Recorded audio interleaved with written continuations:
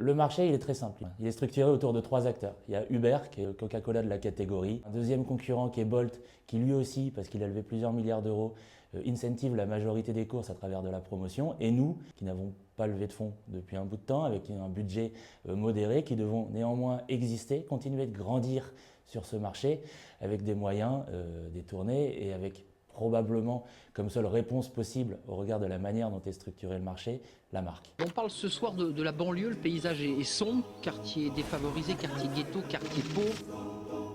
On a fait un choix relativement scolaire, on a ouvert le livre de marketing à la première page et on s'est dit qu'il fallait construire un positionnement clair, un positionnement rupturiste. Et comme tout bon positionnement, il nous a imposé de faire un choix, de se priver d'une partie de la cible et d'aller travailler un territoire qui est sans doute le territoire le plus mal aimé et mal représenté en France, qui est la banlieue. Socialement, une situation accablante. L'endroit idéal pour faire pousser la graine de violence avec la drogue en prime.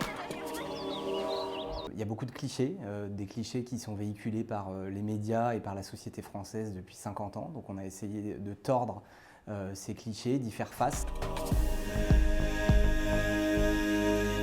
Une fois le positionnement osé avec un film de marque, il faut se rappeler qu'on a décidé d'être le fier sponsor de la banlieue et ça nous a donné un plan de communication en 3 étapes. D'abord, une opération qui visait à réduire les biais de représentation de la banlieue dans les intelligences artificielles, où on a fait infléchir Midjourney.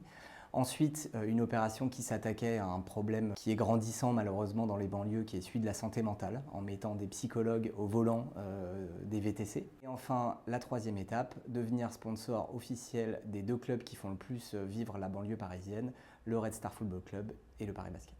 Cet investissement positif pour la banlieue, il s'est répercuté positivement sur le business. On est passé de 6 points de part de marché à 11, donc un uplift de 5 points, ce qui est évidemment extrêmement conséquent sur un marché aussi compétitif.